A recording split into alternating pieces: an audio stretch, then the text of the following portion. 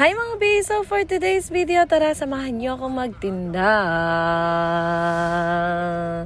So itong video na to ay nung nakaraang February 1, ang ating pangalawang market this year. So it's a lunar market sa Elizabeth Quay. At ito na nga mga sisi, ang maganda kong pwesto nitong nakaraan. Wala siyang habong na kailangan. So that means hindi ko kailangan ng gazebo because nasa shades ako. So, may mga puno-puno, mahangin. Nako, nakaka-chillax lang magtinda. Kaya, ang sarap ng buhay, ang saya lang. Hindi ko na kailangan mag-set up ng gazebo. So, ang dala ko lang is 2 tables and yung mga stante ko, tsaka yung aking mga paninda. Napakaganda nga kasi naihilera ko lahat halos ng mga aking paninda. Gawa ng 2 tables na naka-sideways. O, diba? Ayun, may mga dumadaan dyan na tanong ng tanong kung anong meron at hindi nila alam, Diyos mio.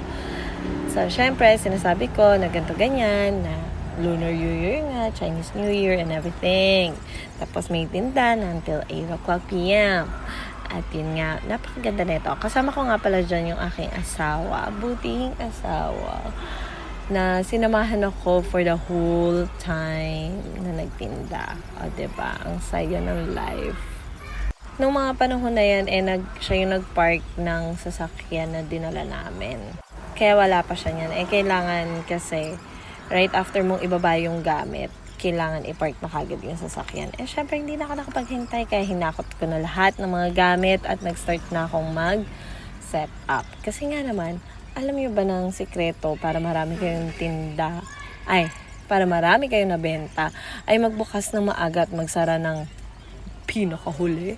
Siyempre, dala-dala mo yung tao na, yung makakasalubong mo yung mga tao na mga naglalakad, syempre, makikiyososyo sila, tas titignan nila yung items mo, tas may bibili ka agad-agad. Nang hindi pa nag-start yung event. Kaya, yan lang. Yan yung mga payo ko sa mga nagmamarket na tulad ko. Kahit na bump in nyo is 12:45. So, kailangan nandun na kayo. 12:30 pa lang nandun na kayo para 12:45. Medyo nalabas nyo na lahat ng... Hindi. Medyo nalabas nyo na yung mga paninda ninyo. Some of it, though. But at least may mga nakalabas na kayong paninda. Because meron mga tao na nako-curious kung ano yung mga paninda nyo, and then suddenly ma-realize nila na gusto nila yung items na yun at bibilhin nila yun.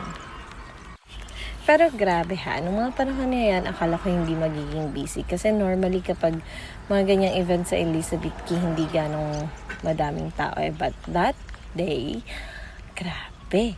Ang ganda ng kita ng lola niya. Charat. Blessing talaga yung pwesto ko. Tsaka napaka-blessed nung walang dalang gazebo. Kasi yun yung pabigat sometimes Yun yung nakakapagod kapag magsa-set up doon talaga ako napapagod kapag magsa-set up ng gazebo. Set up ng gazebo tsaka pack down ng gazebo. Oh my goodness me. Yun yung pinakamahirap. Pero ayos lang naman. Nasanay na din naman ako. Diba? Ang lupit ng asawa ko. Sipag din tumulong Love you, habe. Mama chup-chup. Charot.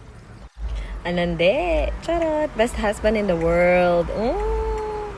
At syempre, last but not the least, ang ating scrunchies.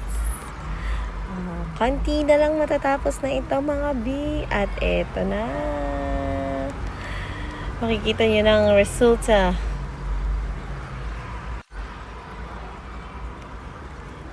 Ito nga pala yung lugar niya. Diba? Ang ganda. Ito ang Elizabeth Quay. Ito na, mga beer.